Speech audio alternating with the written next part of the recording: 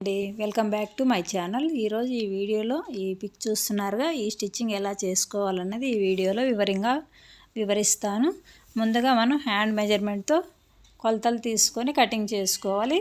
Hand measurement కంటే ఒక 1 inch loose తీసుకుంటే మనకు సరిపోతుంది.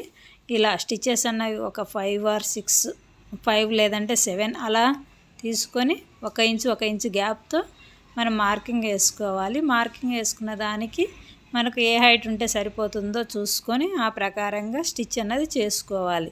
ముందుగా మిడిల్లో వచ్చే కుట్టు అన్నది కొంచెం హైట్ ఎక్కువగా ఉంచుకొని తర్వాత అటు ఇటు 1 ఇంచు తక్కువగా మనకు జిగ్జాగ్ ప్యాటర్న్ ఎలా ఉంటుందో అలా స్టిచ్ చేసుకుంటే ఈజీగా మనకు బ్లౌజ్ అన్నది డిజైన్ అనేది బాగా కనిపిస్తుంది.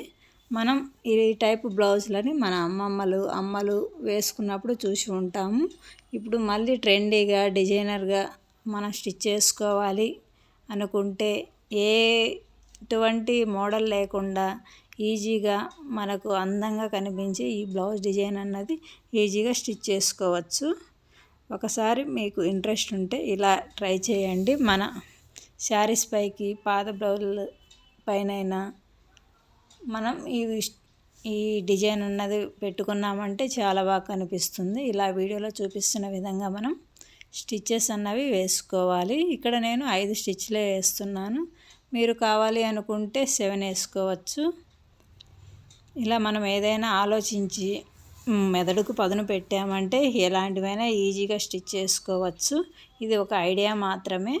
ఇలా అన్ని స్టిచ్చెస్ కంప్లీట్ అయిన తర్వాత ఇప్పుడు మనం కింద ఫోల్డ్ చేసుకోవాలి కాబట్టి ఇక్కడ సింగిల్ క్లాత్ వేసాను కాబట్టి దీన్ని ఫోల్డింగ్ వేసుకొని కుట్టు వేసుకుంటే మనకు కింద హ్యాండ్స్ కన్నది మనం వేసుకుంటే పైపింగ్ వేసుకోవచ్చు, లేదంటే ఇలాగేనైనా ట్రై చేయొచ్చు. ఇది కూడా బాగా కనిపిస్తుంది. అలాగే కుట్టు అన్నది తెగకుండా ఉంటుంది.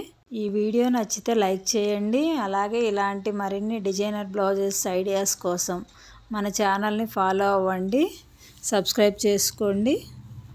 నచ్చితే లైక్ చేయండి. ఇంకా ఎలాంటివి కావాలో కామెంట్ కూడా చేయండి. తప్పకుండా వీడియో చేసి పెడతాను. ఇప్పుడు మొత్తాన్ని స్టిచ్ చేసుకున్న తర్వాత ఇలా స్టిచ్చింగ్ అన్నది కంప్లీట్ అయిన తర్వాత దీనిపైన ఎక్స్ట్రాగా ఉండే చిన్న థ్రెడ్స్ ఉంటాయి కదా, మనం స్టిచ్ చేసిన తర్వాత వాటిని కట్ చేసుకోవాలి. ఇక్కడ వీడియోలో చూపిస్తున్న విధంగా ఇక్కడ థ్రెడ్స్ అన్నవి పైకి లేచి ఉన్నాయి కదా, వాటిని ఎక్స్ట్రాగా ఉండే వాటిని కటింగ్ చేసుకుంటే మనకు ఫినిషింగ్ అనేది నీట్గా కనిపిస్తుంది.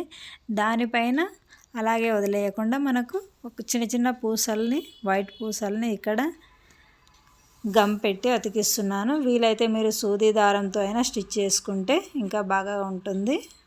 ఈ వీడియో నచ్చితే లైక్ చేయండి, షేర్ చేయండి, అలాగే కామెంట్ చేయండి.